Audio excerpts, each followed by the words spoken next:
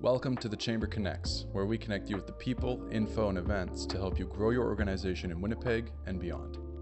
On this episode, the Chamber connects with our very own President and CEO, Loren Remillard, who speaks on critical topics from managing foreign relations to picking the right show on Netflix. Now, please enjoy the Chamber Connects with Loren Remillard. And we're rolling. Awesome. Welcome, Loren. To kick us off, can you tell me about your last few months? Any highlights or lessons learned on behalf of the Chamber? It all starts to blend together after a while because, sometimes you're in the office, next minute you're flying off somewhere. But I participated as part of the Premier's Business and Jobs Council, part of the delegation down to Washington, D.C. for the inaugural trip there. It had been a while since Manitoba had appeared on Capitol Hill. And I must say, I commend the Premier and his key advisors, including former Premier and former Ambassador Gary Doer. A well-organized trip. I think it really demonstrated the value of having a continuing, constant presence on Capitol Hill. But as well, even, conversation extended to, we need to duplicate this on Parliament Hill. And that we need to ensure that Manitoba's presence isn't just MPs, but is the community stakeholders coming together saying, let's make sure we're pressing the case for Manitoba on Parliament Hill as well. But specific to Washington, I think it was very satisfying or gave me a lot of optimism about the future of Manitoba when you're having conversations with key decision makers in the United States and you're talking about our green economy, you're talking about clean energy, you're talking about the minerals. One of the delegates had coined the phrase that we're the Costco of critical minerals. We have 29 of 31 critical minerals here in Manitoba. And the other two, well, we just haven't found them yet, but they're there. And I can tell you the response from U.S. legislators and political advocates that we met with was a resounding eye-opening and keen interest in exploring what Manitoba can offer. In particular, because right now, there's a lot of partisanship in the United States. If there's one issue that seems to bridge the divide and bring the two sides together across the aisle, it's around how do we lessen the U.S. Dependency on China for critical minerals and also offset some of the concerns around state-owned enterprises and market manipulations and those sorts of things. It was a key part of the conversation we were having. And so when we raised, Manitoba has 29 of 31 critical minerals, the U.S. interest was extraordinary because now you have a key ally, right across the border, land connection, rail connection, every connection imaginable, even, the strong cultural connections we have between the two countries. It's almost familial in many ways. It just reinforced for the Americans, I believe, we need to do, as Americans, a better job of understanding Canadians. And they were very receptive to exploring, okay, let's get into Manitoba a little bit more. I think that bodes well for our economy. It bodes well for our relationships, and I think it's another reason why we'll be back in Washington soon and hopefully often. What was your impression of Washington? The city itself? It was interesting. I've been to many cities, but Washington had not been one of the cities I'd been there. First and foremost, we were there in April, and it was 28 degrees, so that was a bit of an eye-opener. And it was almost like, and maybe this is an overstatement, but it's as if they built every building and then just went, okay, let's crop it off at 6 stories. Unique for a large U.S. city, but very clean, very safe. It was interesting, too, that I didn't know, and someone had cited a number for me, over 90% of the voters in the District of Columbia are Democrat. So it was interesting, the conversations. You didn't, maybe I was expecting a little bit more hyper-partisanship, but it really didn't emerge. And but that said, the city is, I would highly recommend it. It's probably something that maybe for families at first, you might not think, oh, we should go to Washington, D.C., but so much to see and do down there. And I look forward to, when I came home, I was telling my wife and sons, we should look to make a trip down there in the near future. I saw a few things, it was all business down there. So I wanted to make sure I penciled it in as a return trip to be able to explore some of those museums, for example, and other landmarks. But it was, I'll share this funny thing. We're on the bus driving down the road, and I'm kind of, in conversation with a few people, and we're stopped at a light, and everyone's kind of looking to my right, and I'm not paying attention. And then finally he's like, Loren, turn to your right. And there we are, like we're right in front of the White House, and completely oblivious to it. But it was interesting. You'd think I would have picked up because there was a protest going on outside the White House. So another day in Washington, I'm told. Awesome. And for your trip, if there were one or two key takeaways you could give to a member, what do you think they'd be? I think you have to recognize the U.S. is the largest economy in the world. And I don't think there's any maliciousness to it, but, you do need to explain where Manitoba is, where Winnipeg is. They will know where Toronto is, Vancouver, maybe Montreal, maybe Calgary. But beyond that, their understanding of Canada pretty much is it's the country north of us. And when you're having conversation, you do have to recognize presenting your needs in terms of their self-interest.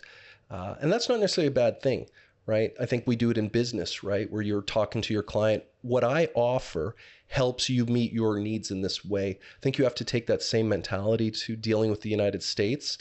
Like, for example, the critical minerals, we're presenting it to the Americans as we're a solution to a challenge you have, right? It's not, we need you to buy more of our stuff, because that helps us. But if you haven't articulated the issue in terms of how it will advance their interests, it makes for a very difficult conversation. Secondly, and I want to credit former Ambassador Gary Dewar for this, I remember we had brought him in to do an event in 2016, the day after that election. And we had a private roundtable with senior business leaders afterwards. And one of his best pieces of advice, and I used it while I was down in Washington, was you've got to start with the relationship first. So when you go into a meeting, try to understand where they're from. Are they a basketball city? Sports is king, right? He was very clear on that. So you find out, they're, big football, college football town, or, their district, big college town. You find out, their college team won yesterday, their football game. Lean into that, right? Start with the things that are not necessarily business, but help you establish that relationship with them on a person-to-person level. And so when I was down in Washington, we were meeting with a gentleman who was a former undersecretary in the Trump administration, and now he headed up an organization. I'll leave the name out for the time being.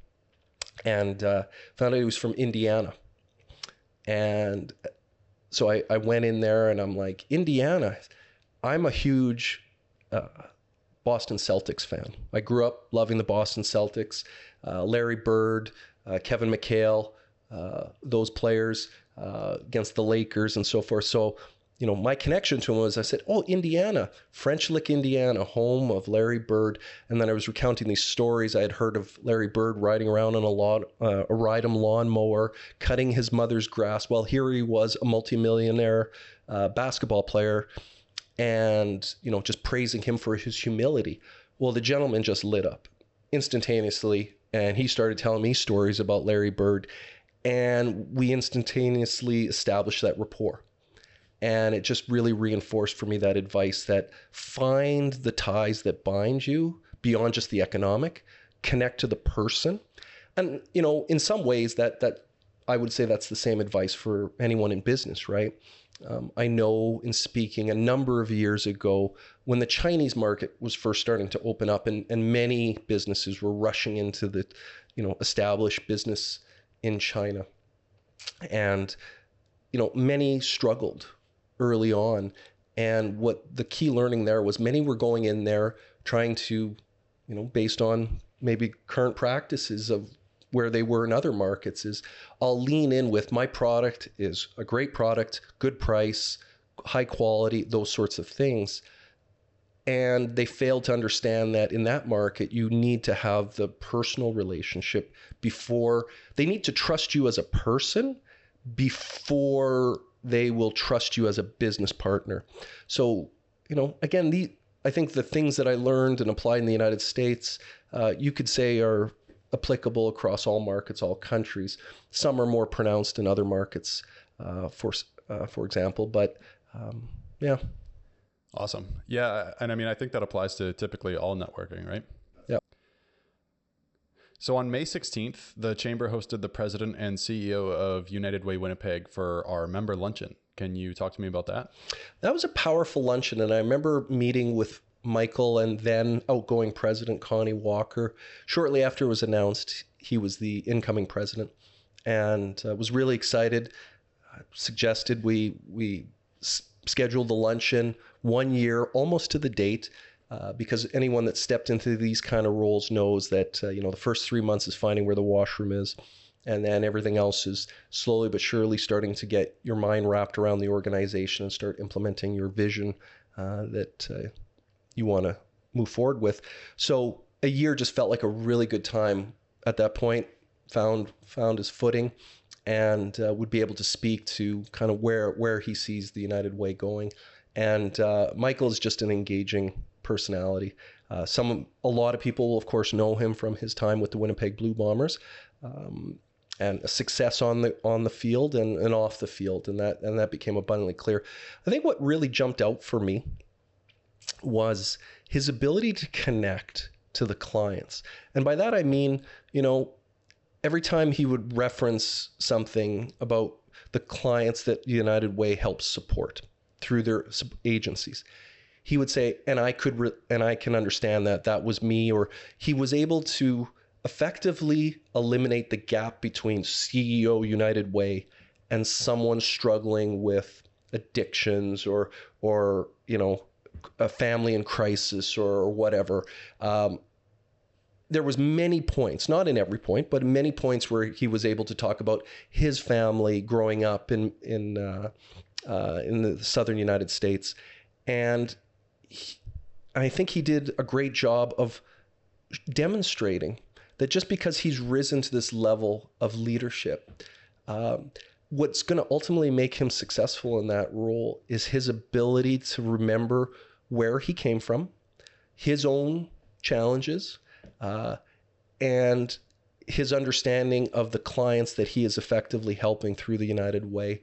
I think it was a great humanizing moment, and it reminds us that just because you see people maybe walking around in suits and sitting in corner offices, whatever stereotype you may want to have around that, they're human beings. They have stories. They've had their struggles, their demons. And maybe the reason they're sitting in that office is because of their journey and their experiences and how they've overcome them, makes them even a more effective leader. I think Michael had that really demonstrated that on stage in so many ways. And I just have to applaud the United Way for their selection. Can't imagine a better candidate. I'm sure there was a wide range of really strong candidates, but it's almost an embarrassment of riches that we have leaders like Michael Richardson now leading the United Way and so many other organizations throughout our city. And I did say, love of football brought him to Winnipeg, but it was love of Winnipeg that brought him back to Winnipeg. So love of the people and love of the opportunity. So, yeah. Awesome. Yeah. And, I just want to touch back on, you make a really good point about leaders being able to relate to their audience, right? So especially for a member-based organization or an agency-based organization like United Way Winnipeg, is that something that you relate to on a leadership level? Yeah, because, I remember when I was growing up, there was always this idea that, and some may disagree with this, and that's fine. Everyone's got different leadership approaches. And, but, I guess I was raised on this idea that leaders firm hand on the wheel, hurricane gusts and so forth, but you don't crack, you don't show any weakness. It's, steady in the face of the storm. And I always just thought, okay, that's important to show that you're in command and that you're going to steer the ship through the storm. But I always thought, how does your team relate to someone that if you try to project an image of infallibility, or, you know, you're a rock all the time, because that's not the human experience. That is not what staff go through day to day. So part of me, I honestly do believe that by showing myself as human, and that I'm not this, you know, rock and that never cracks or, you know, has moments of weakness and doubt and so forth, I think staff can see, they can relate a little bit more, and know that effectively I'm not trying to present something that isn't real. I lead authentically, and I ask the staff, the teams to be authentic, and I have to model that, and that sometimes means I'm a hot mess. But you know, I always like to say it's, you know, in the moment maybe a little flustered here and there, stressed, but okay, get it under control, and then, you know, work the plan, if you will. Plan the work and work the plan. And sometimes that means you have moments of chaos. But showing humanity, I think, is what people want to follow humans. They want to follow people that they can relate to. And again, back to the Michael thing, like that's why it stood out for me, because I'm like, if anyone in that room had been a beneficiary of the Services by United way, in Michael, they saw someone that said, he might not have walked my path, but he's walked a path that had similar elements to it. And it gives me confidence to say he gets it. And the organization, by extension, should get it as well. So I know I kind of jumped around all over the place there, but yeah. I think that stress is kind of that universal equalizer, like among employees, among leaders. Mm-hmm. What do you do to overcome stress? You know, and I'll credit a former staff member here. She was incredible, and she shared with me a saying her father had passed on to her, and I continually use it, and it says, action alleviates anxiety. And I find that, be it whether you're a leader in an executive position or frontline staff, I think a lot of our anxiety and stress comes from what if scenarios, and thinking about the future. And the best way I find relieving those is you start working the problem, right? When you feel like when you start moving and actioning things to address the challenge, you feel in control. You feel like, okay, I'm not just having things happen to me, I'm making things happen. That's a huge stress relief. It's not about getting it right per se, but you got to start moving and start. A big part of that too is actually another saying I like is, and I can't remember, and I apologize if anyone's listening to this and I've stolen it from you, but I can't remember where I heard it, but it's not my original idea. It's every action requires a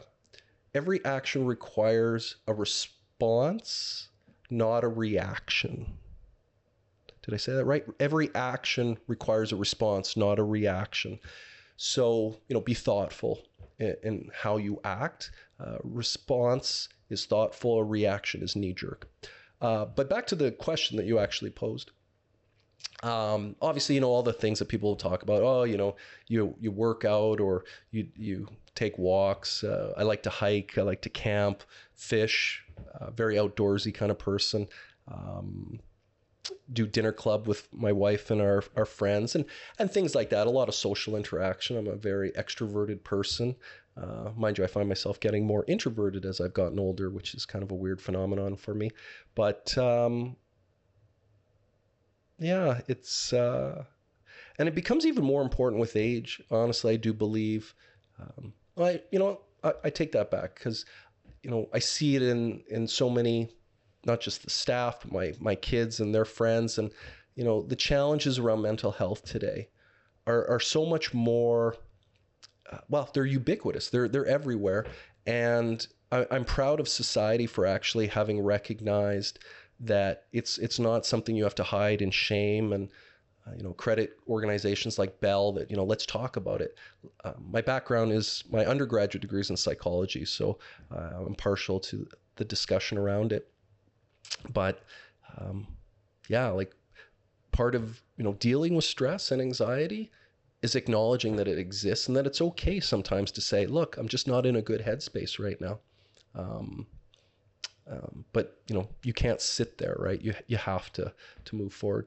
Do you think it's easy for leaders to acknowledge stress and anxiety like that? No. Why do you think that is? What was it? I was watching,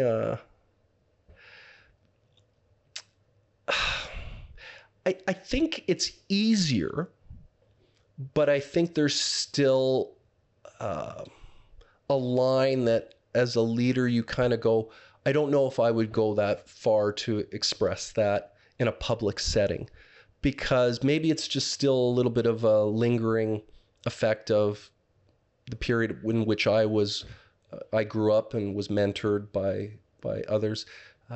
You just feel like people need to feel like, okay, if we're all stressed, at least the leader is the least stressed of us.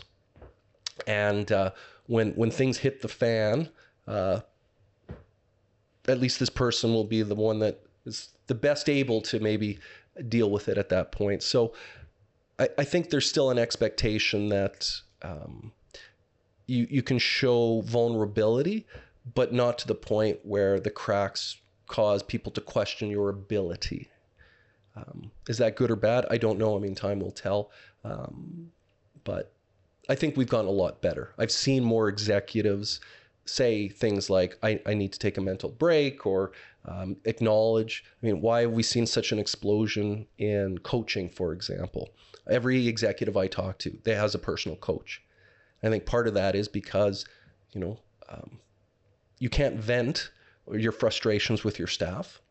You can't vent it to your board, who are effectively your bosses. In my case, I have a board of directors, and others, be it private sector or such. So people are hiring coaches because it's someone to be able to work through some of these stressors without fear of people judging you or reprisal or questioning your ability to lead. So then I guess that's why my sense would be we've gotten better, but I don't think it's, as a leader, you can just be fully transparent with all your struggles per se. And on May 1st, we hosted the annual Code Conference. Can you tell me about that?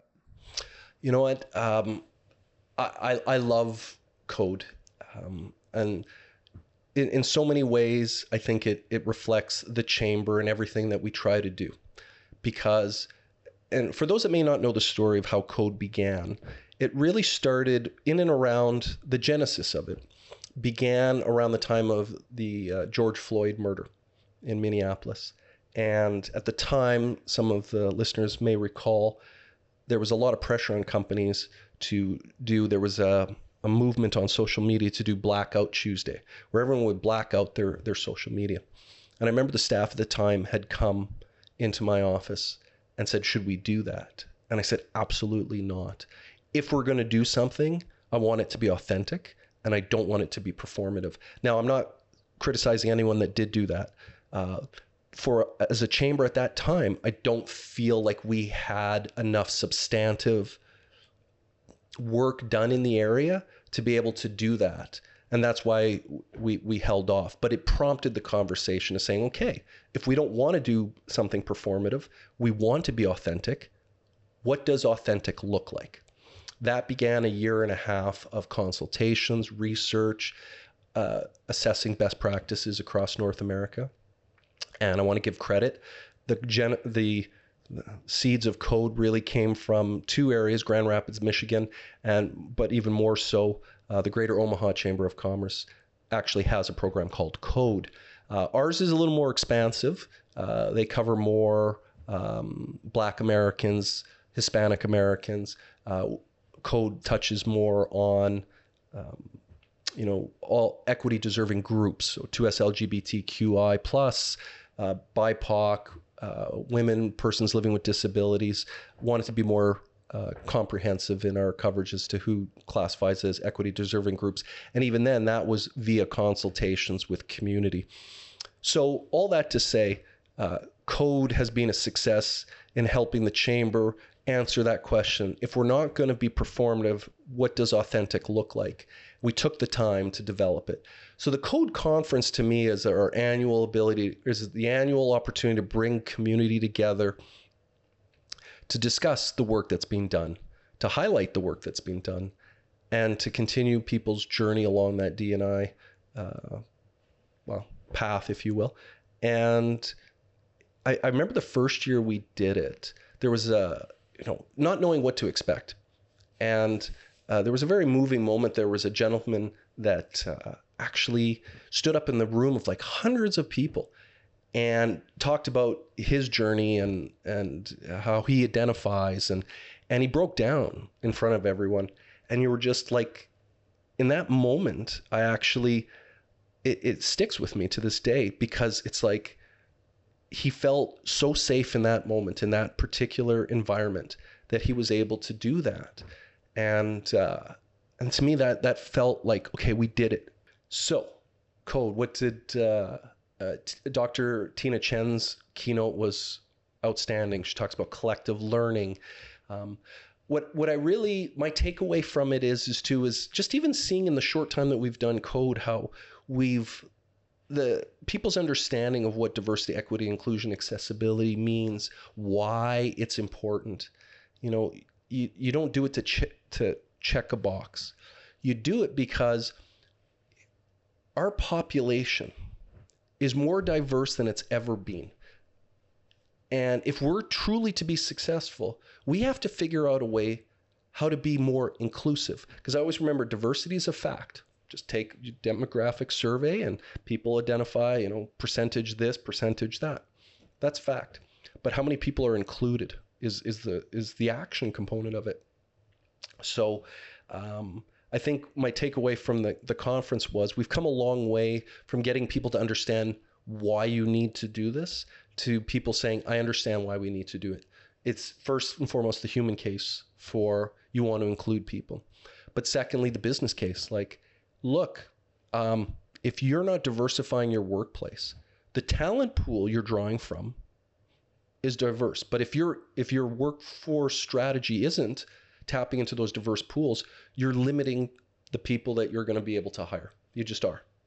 And secondly, the market you're serving, if your basis is, say, just Winnipeg and Manitoba, well, your consumer base is diverse, but the people that you're hired to connect to the diverse community base, if it's not diverse, you're going to really struggle with that. So, I mean, we've come such a far way in our ability to understand the issue and really embrace the opportunity that it presents for us. That's my takeaway from the Code Conference, is knowing that we've made some great strides. More work to be done, absolutely.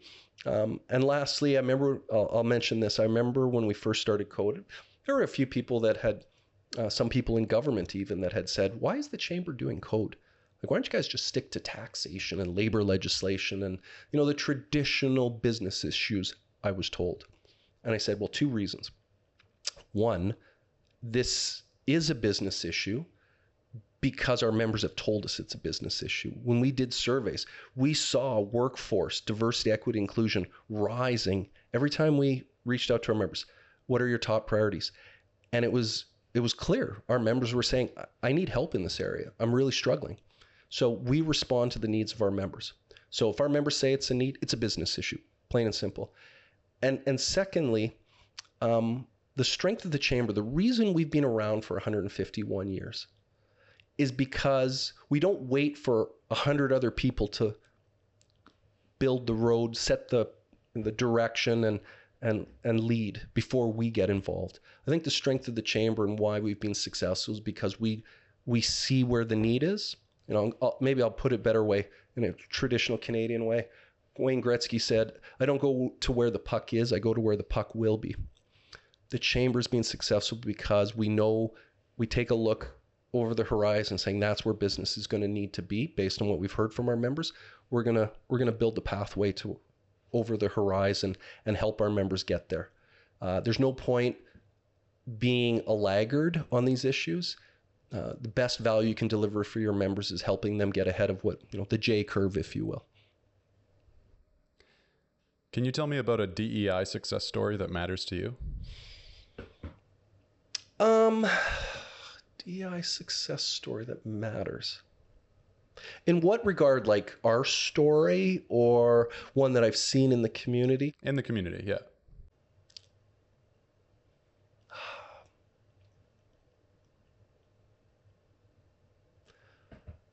That's a hard question, because when you see things happening in many different organizations, they're so normalized that they don't stand out, right?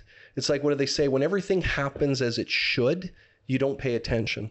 You only matters when things break down. Or it's like when you read the paper, would you read the paper if the headline was, everything's going great, nothing to see here, everyone's operating as they should be, great. You just move on. But I'll take the chamber as an example. I think we've done a great job, and it's not me patting myself on the back. I want to acknowledge leaders like Dave Angus and Shelley Morris and our boards and so forth that have done a really good job in positioning the chamber to be able to go into places like Code, because we've had some credibility established previous to that. Our board has had gender parity as it was defined for quarter of a century. That was a key metric. And then as we broadened our definition of diversity, when we signed on to the 50-30 challenge for the federal government, I did so smiling, knowing we had already achieved that at a board and staff level, right? So for us, we went into it saying, why do we have to make sure that we're diverse representation, be it in the board or in the staff? It's because in order to lead a community, you have to be a dynamic reflection of that community. I needed our members to be able to take a look, go on our board webpage, interact with our staff, see there as well, and say, oh, a dynamic reflection of our community. Now, I want to be mindful as well that not all diversity is visual, right? People struggle with disabilities that aren't necessarily visible. People's identity, gender, sexual identity is not necessarily something that you would look at a picture and go, absolutely. But at the same time, as chambers go, I take great pride in saying we set that as an imperative. I'm proud of the work that we've done. We've won awards, Canadian Chamber Awards. We've been recognized. We've been approached by other chambers, other organizations across the country to say, what are you doing? How are you doing that? Can we learn? I've had people reach out to us to say, can we franchise Code? So we must be doing something right when someone calls you up and says, can you tell me more about that? What do you think is one thing most leaders get wrong about DEI? That it's a cost. That accommodation or the recruitment efforts to dive into pools, that it's somehow it's going to be something more time consuming or costly above and beyond what would be the standard practices. We talk, I was in a meeting this morning, we were talking about the importance of creating a safe workplace for individuals for Indigenous workers, right? So that an Indigenous worker can walk into your workplace and you've got 300 employees and they're the only Indigenous employee, right? It may not create that welcoming environment. So I think some employers may think, oh, well, okay, what's the cost to that?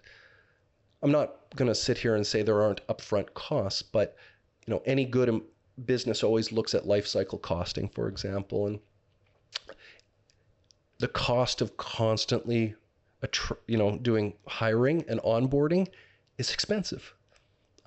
So maybe some upfront investment saves you so much because you've created the right atmosphere, the right culture, the right climate, so that when you're bringing in candidates from various equity deserving groups, they feel welcome, they're staying, they're loyal, and the net result is you're a much stronger organization and you've actually your upfront investment has paid dividends, multiple factors.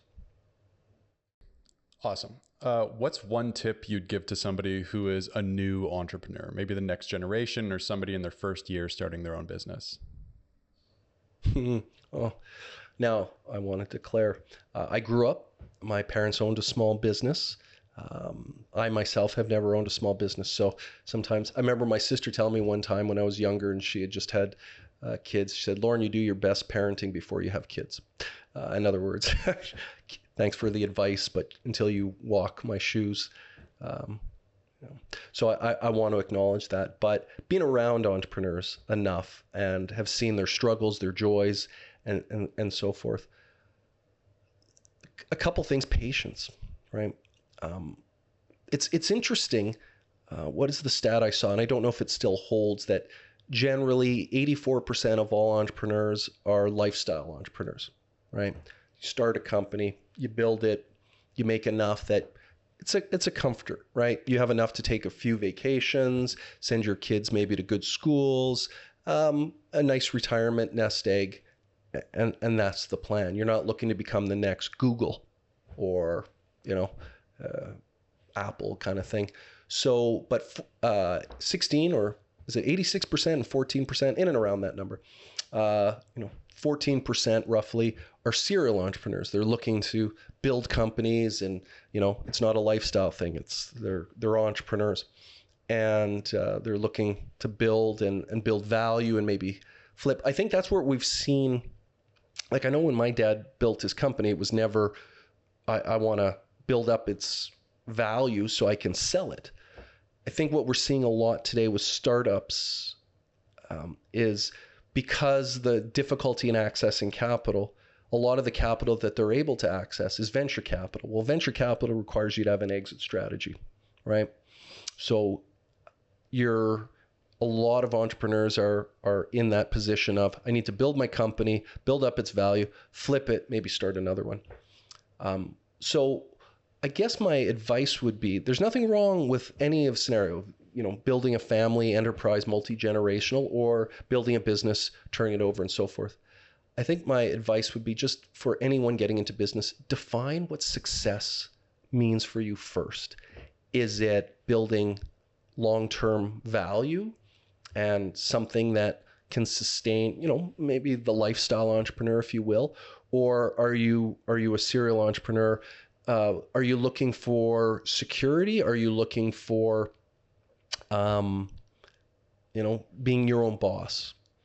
Those kind of things. Just understand why you're an entrepreneur, right?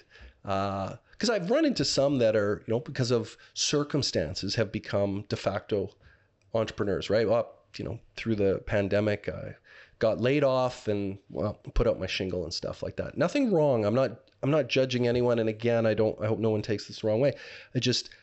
I would preach the same thing for any of the staff or anyone that I interact with. Define what success looks for you. I tell that to my kids. My kids are 20 and 22. And I say, as they're entering, leaving university and starting into the workplace, I say, just define what happiness means for you.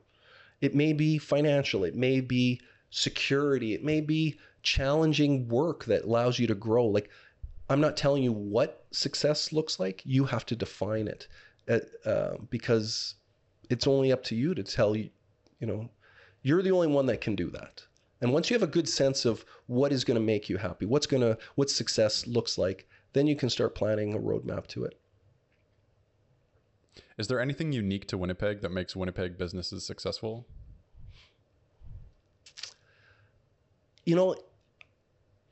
I'll use the example of our arts and culture scene. And many people have heard this, part of the reason why I believe, and others have believed, we have such a dynamic arts, culture, heritage sector here in the province, that I don't think enough people appreciate the true economic impact that it has. Part of the reason we've seen that growth is because we're isolated. The nearest major urban center is 7 hours, 9, Minneapolis. It's a workday drive away, right? Assuming you don't stop in Fargo. So the fact is, we've kind of, be it arts and culture or other, we've had to be pretty self-reliant. we've had to create our own everything, because we couldn't, like, you go along the eastern seaboard in the United States, for example. I mean, there's cities of millions of people that are within driving distance of each other, right? You've got critical density there and so forth. Winnipeg's, we've had to, a sheer act of will exist. And I think that's really driven the entrepreneurial spirit different than in other cities, right? Some people may remember when Detroit was really suffering, when the automotive industry took a hit. During the Super Bowl, there was an ad, and Eminem, the artist, was driving around, and one of his songs was playing, but he was talking about Detroit being the city that keeps getting beat down and, hard hit. But he celebrates that. He's like, it's made us tough. It's made us resilient. It's made us the city we are. And in some ways, I remember watching that thinking, that's Winnipeg. That's our business community. I mean, we've had hard hits. I remember seeing Portage Avenue in the 90s with more plywood than open signs. Every success we've had in this community, we've earned. We've built. And so I think it defines us. We're a resilient, hardy, entrepreneurial community. And now every city will claim that. But I think our geography, our history validates our claim to it. What's one tip you'd give to any leader looking to expand their network in Winnipeg? It's a great question. I know when I started off, you have a tendency, right? So say you're a manager, for argument's sake, and you have a tendency to look up, right? You want to network up. And definitely you want to take a 360 view of networking, right?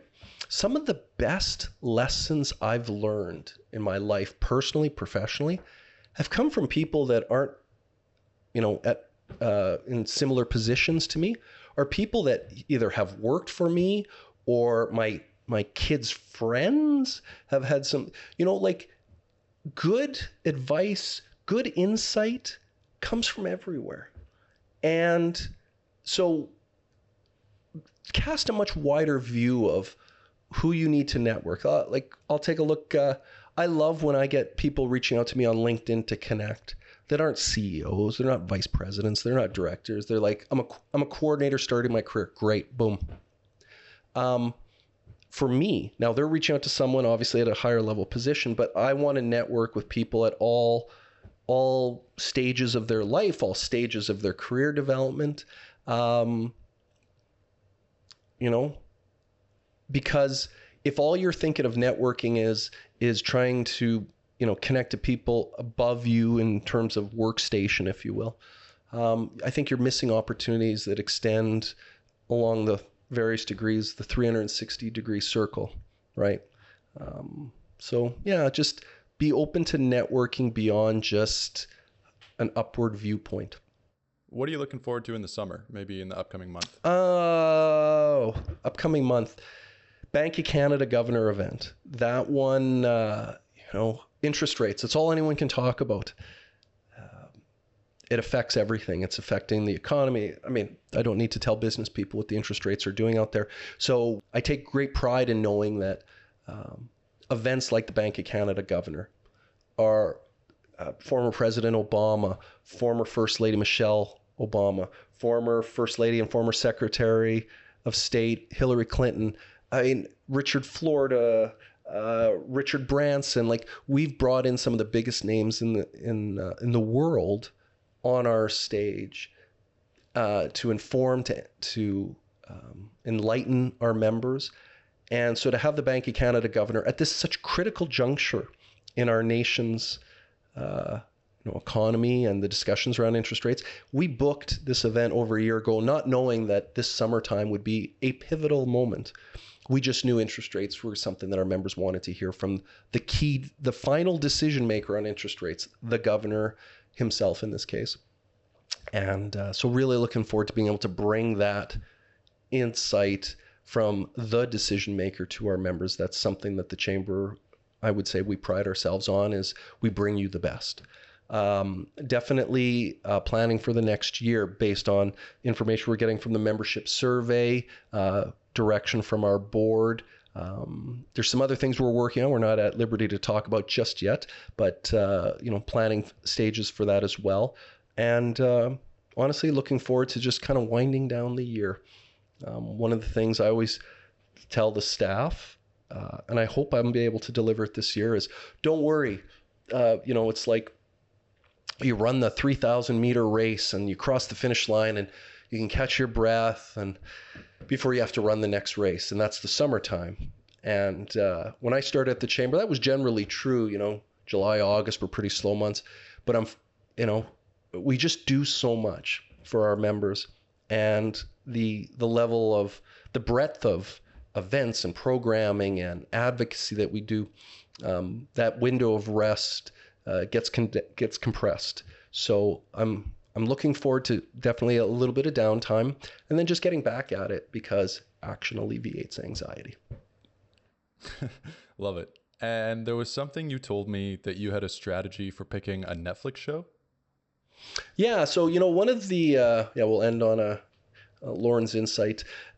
One of the things we laugh about, for the longest time, lay there, and my wife and I, and she'd be like, okay, find something to watch. I used to work at a video store, so whenever there's something to watch, I have to pick, because apparently, working in a video store 30 years ago makes me an expert on every movie that will ever be made, but nevertheless.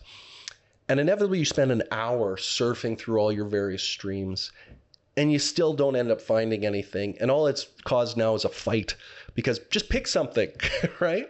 So the key advice I'd have to people is be the hero.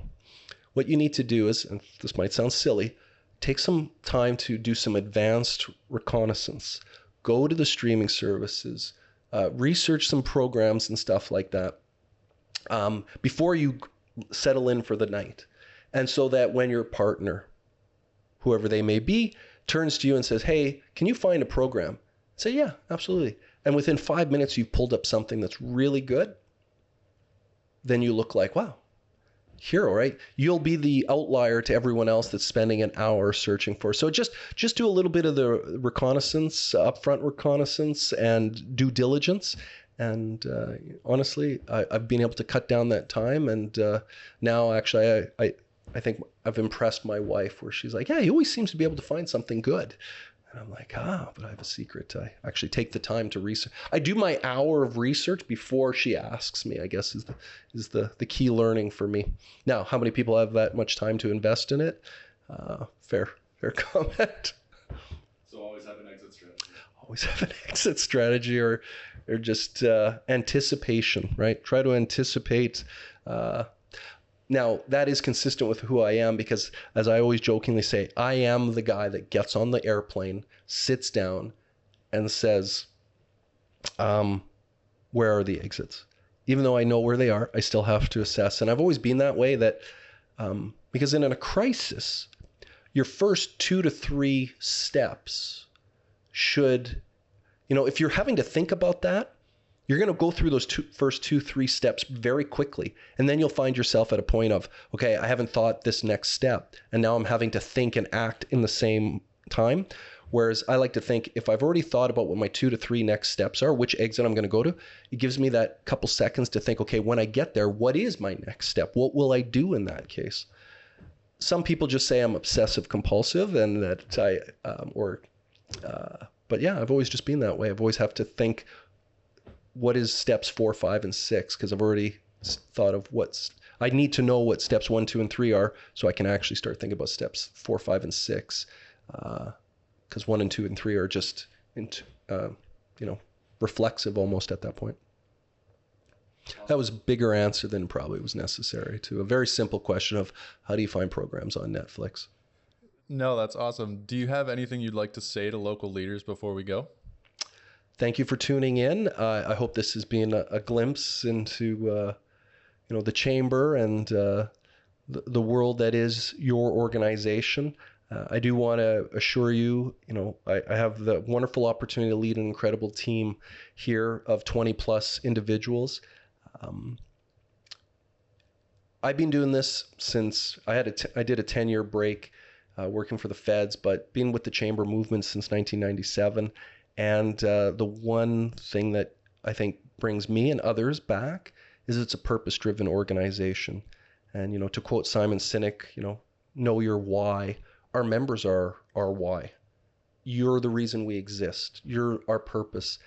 And, it's a great day when you walk in and you see people motivated by that why to say, how do I help this small company? How do I help this large company connect here? We're a purpose-driven organization. And again, our members are our purpose. Awesome. That's all I got. Thanks so much for your time, Loren. Thank you.